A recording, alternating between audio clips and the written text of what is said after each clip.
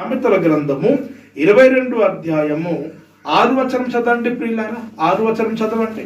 బాలుడు నడవవలసిన త్రోవను వానికి నేర్పుము. వాడు పెద్దవాడైన తర్వాత దాని నుండి తొలగిపోడు. చూసారండి, తల్లిదండ్రులుగా మనము మన కడుపున పుట్టినటువంటి పిల్లలకు మనము నేర్పించాలట. ఎప్పుడు నేర్పించాలి తెలుసండి? బాల్యములోనే నేర్పించాలటండి. బాలుడుగా ఉన్నప్పుడే మన కడుపున పుట్టినటువంటి పిల్లలకి మనం నేర్పించాలి. ఏం నేర్పించాలి? దేవుని వాక్యం నేర్పించాలి. ఏ విధంగా నడవాలి, ఏ విధంగా తిరగాలి, ఏ విధంగా మాట్లాడాలి మన పిల్లల్ని నేర్పించాలి. పెద్దల దగ్గర ఎలా మాట్లాడాలి, పెద్దల్ని ఎలా గౌరవించాలి, పెద్దల్ని ఏ విధంగా రిసీవ్ చేసుకోవాలి, ఇవన్నీ కూడాను మన కడుపున పుట్టినటువంటి పిల్లలకి మనము నేర్పించాలటండి. దేవుని వాక్యం నేర్పించాలి, భక్తి నేర్పించాలి, విశ్వాసం నేర్పించాలి, క్రీస్తు ప్రేమ నేర్పించాలి, సంఘములో ఎలా నడవాలి నేర్పించాలి, కుటుంబంలో ఎలా ప్రవర్తించాలి నేర్పించాలి, సమాజంలో ఎలా ఉండాలి, సమాజంలో ఎలా తిరగాలో ఇవన్నీ కూడాను తల్లిదండ్రులుగా మన కడుపున పుట్టినటువంటి పిల్లలకి మనము నేర్పించాలటండి.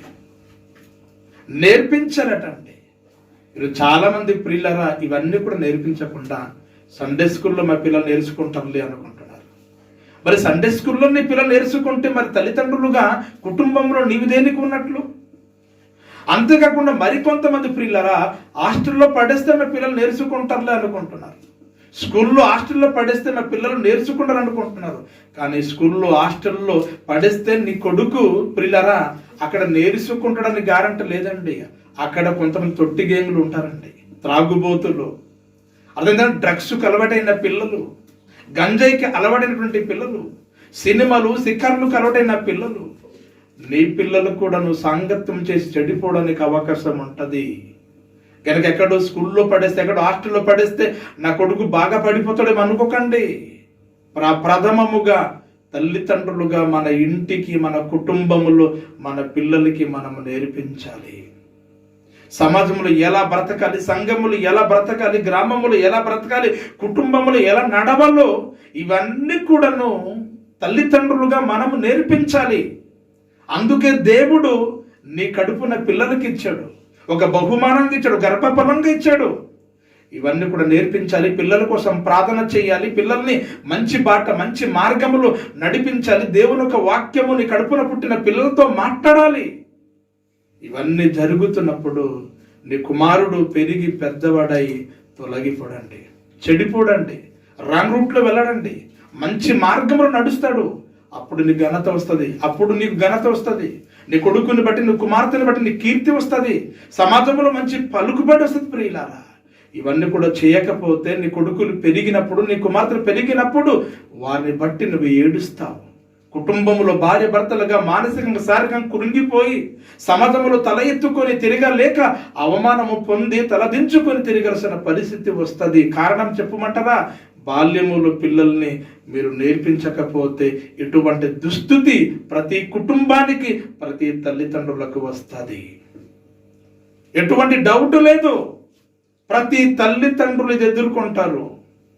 విచ్చలవిడిగా నీ కొడుకుని విడిచిపెడితే పెరిగి పెద్దలైన తర్వాత నీ పిల్లల్ని ఏడిపిస్తారు. పిల్లల్ని బట్టి నీవు సమాజంలో తల ఎత్తుకోలేని వాడగా తలదించుకొని తిరిగి అవమానానికి భరించలేక మానసికంగా, శారీరకంగా కృంగిపోవడానికి అవకాశాలు ఉన్నాయి. అందుకే బాల్యములు ఉన్నప్పుడే నీ పిల్లల్ని నువ్వు ప్రభు శిక్షలో, ప్రభు బోధలో బోధించాలి. సమాజంలో ఎలా బ్రతకాలి, ఎలా జీవించాలో నీ కొడుకుని, నీ పిల్లల్ని నువ్వు నేర్పించాల్సినటువంటి అవసరత ఉంది. నిజంగానండి, బైబిల్లో బాల్యములో తల్లిదండ్రులు అదుపులో ఉండి మరి ఎదిగినటువంటి వారు బైబిల్లో ఏ విధంగా నిజంగానే మాదిరికరంగా కనబడుతూ ఉన్నారో బైబిల్ గ్రంథము నుండి ఒక 2 సందర్భాలు మీకు చూపిస్తానండి. బైబిల్ గ్రంథములు చూడగలిగినప్పుడు తల్లిదండ్రుల బాటలు నడిచినటువంటి పిల్లలు ఏ విధంగా సమాజంలో, దేవునిలో ఎలాంటి మంచి పేరు, మంచి కీర్తి తీసుకొచ్చారో బైబిల్ గ్రంథం నుండి ఒక 2 సందర్భాలు బోధిస్తాను. మీరందరూ కూడా చాలా జాగ్రత్తగా వినండి ప్రియులారా. అందులో మొదటి విషయం ప్రియులారా, ఎబ్రీయులకు రాసినటువంటి పత్రిక 11వ అధ్యాయము 24 వచనం చదవండి ప్రియులారా. 24 వచనం చదవండి ప్రియులారా. మోసే పెద్దవాడైనప్పుడు విశ్వాసమును బట్టి ఐగుప్తు ధనము కంటే క్రీస్తు విషయమైన నింద గొప్ప భాగ్యమని ఎంచుకొని. చాలండి ప్రియమైనటువంటి దేవుని వల్లారా, అనేక విషయాలు ఉన్నాయి, తర్వాత మీరు చదువుకోండి. కానీ ఇక్కడ ఒక పాయింట్ గురించి మనం ఆలోచించినప్పుడు ప్రియులారా, మోసే గురించి ఒక అద్భుతమైనటువంటి మాట ఇక్కడ వ్రాయబడింది. ఏమిటి అని ఆలోచించినప్పుడు ప్రియులారా, మోసే పెద్దవాడైనప్పుడు అన్నటువంటి మాట వాడబడింది. మోసే పెద్దవాడైనప్పుడు ఐగుప్తు ధనము నాకు వద్దు అనుకున్నాడటండి. రాజు కోట నాకు వద్దు, రాజు పదవి నాకు వద్దు, రాజు అధికారము నాకు వద్దు, ఆ దేశంలో ఉన్న వెండి బంగారము ధన సంపద నాకు వద్దు. దేవుని కోసం శ్రమ పడతాను, దేవుని ప్రజలతో నేను కూడా ఎన్నో నిందలు మోస్తాను, భరిస్తాను, తట్టుకుంటాను. ఈ అల్పకాలములో పాప భోగము అనుభవించుట కంటే క్రీస్తు విషయమై శ్రమ పడుట మేలు అని ఐగుప్తు దండాన్ని విడిచిపెట్టాడండి మోసే. ఎప్పుడు తెలుసా అండి? వాడు పెద్దవాడైన తర్వాత మోసే వాస్తవానికి చెడిపోవాలి, కానీ చెడిపోలేదండి. దేవుని మార్గంలో ఉన్నాడు, తల్లిదండ్రుల బాటలో ఉన్నాడు మోసే. కారణం ఏంటి తెలుసండి? 3 నెలలు తల్లి చేత దాసివేయబడిన వ్యక్తి అండి. 3 నెలలు ఆ దేశంలో ఉన్నటువంటి ఫరో పుట్టినటువంటి పిల్లల్ని చంపడానికి ఆజ్ఞాపించినప్పుడు మోసే తల్లి మోసని 3 నెలలు తన ఇంటికి భద్రంగా దాచిపెట్టుకున్నది. అందరూ వారి కడుపున పుట్టినటువంటి పిల్లల్ని విడిచిపెడితే, వదిలేసుకుంటే, మోసే తల్లి మాత్రం ప్రియులారా భయపడకుండా తన బిడ్డని 3 నెలల వరకు తన ఇంటికి దాచుకున్నది. అలా దాచుకున్న తర్వాత ప్రియులారా ఏం జరిగింది తెలుసండి? ఏం జరిగిందంటే, ఆ మోసే ఎవరి చేతికి వెళ్ళిపోయాడు తెలుసండి? చివరికి ఫరో కుమార్తె చేతికి వెళ్ళిపోయాడు. ఫరో కుమార్తె చేతికి వెళ్ళిన తర్వాత ఫరో కుమార్తె మోసే తల్లికి అప్పగించింది. నా కోసం పాలిచ్చి పెంచుము, నేను నీకు జీతం ఇస్తాను అంటుంది. మోసే తల్లి ప్రియులారా ఎవరి కోసం పెంచింది తెలుసండి? ఫరో కుమార్తె కోసం పెంచలేదండి, దేవుని కోసం పెంచిందండి. మోసే తల్లి ఒడిలో పెరిగాడండి, తల్లి సంరక్షణలో పెరిగాడండి, తల్లి ఒడిలో పెరిగాడు, దేవుని కోసం పెంచబడ్డాడండి. మోసే దేవుని కోసం పెంచబడ్డాడు గనుకనే, తల్లి ఒడిలో పెరిగాడు గనుకనే ప్రియులారా పెరిగి పెద్దవాడైన తర్వాత మోసే తప్పిపోలేదండి, రాంగ్ రూట్లో వెళ్ళలేదండి, దేవుని కోసం నిలబడ్డాడండి. తన ప్రజల కోసం ఒక నాయకుడుగా నిలబడ్డాడండి, తన ప్రజల కోసం నడిపించి ఒక నాయకుడుగా నిలబడ్డాడండి. కారణం ఏంటి తెలుసా అండి? తల్లి ఒడిలో పెంచబడ్డాడు. ప్రియమైనటువంటి తల్లిదండ్రులారా, మీ కడుపున పుట్టినటువంటి పిల్లలు కూడాను మీ ఒడిలో పెరగాలండి, మీ అదుపులో ఉండాలండి, మీ కుటుంబ పరిధిలో పిల్లలు ఎదగాలండి. ఎప్పుడైతే మీ పిల్లలు మీ ఒడిలో పెరుగుతారో, మీ అదుపులో పెరుగుతారో, అటువంటి పిల్లలు పెరిగినప్పుడు చెడిపోరండి, రాంగ్ రూట్ పట్టారండి, త్రోవ తప్పిపోరండి, అదుపు తప్పి ప్రవర్తించారండి, మూర్ఖులుగా, దుష్టులుగా, దుర్మార్గులుగా ప్రవర్తించారండి. మన పిల్లలు ఆ విధంగా చెడిపోవడానికి కారకులు ఎవరు తెలుసండి? ఈరోజు నీ కడుపున పుట్టినటువంటి పిల్లలకు తగు జాగ్రత్తలు తీసుకోకపోవడం వలనే. మీరు పట్టించుకోవటం లేదు, మీ పిల్లల్ని వదిలేసుకుంటున్నారు, మీరు దేవునిలో బ్రతకలేకపోతున్నారు, ప్రార్థన జీవితం లేదు, భక్తి జీవితం లేదు, దేవుని సన్నిధిలో మీరు ఎదగలేకపోతున్నారు. గనుకనే మీ కడుపున పుట్టిన పిల్లలు మీకు దక్కకుండా, దేవునికి దక్కకుండా లోకములో కలిసిపోయి చెడిపోయి దుష్టులుగా, దుర్మార్గులుగా బ్రతుకుతూ ఉన్నారు. అలా బ్రతకకుండా ఉండాలి అంటే తల్లిదండ్రుల ఒడిలో పిల్లలు పెరగాలి. దేవుని కోసం పెంచబడినప్పుడు పెరిగి పెద్దవాళ్ళై సంఘానికి, గ్రామానికి, సమాజానికి, తల్లిదండ్రులకు మంచి పేరు తీసుకొచ్చేవారుగా మన పిల్లలు నిలబడడానికి అవకాశం ఉంటుంది ప్రియులారా. ఇకపోతే ప్రియులారా మరొక మాట కూడా చదువుతాం ప్రియులారా. 1 సమూయేలు గ్రంథము 3వ అధ్యాయము 19 నుండి 20 వచనాలు చదవండి ప్రియులారా. సమూయేలు పెద్దవాడు కాగా సమూయేలు పెద్దవాడు కాగా యెహోవా అతనికి తోడై ఉన్నందున అతని మాటలలో ఏదియు తప్పిపోలేదు. కాబట్టి సమూయేలు యెహోవాకు ప్రవక్తగా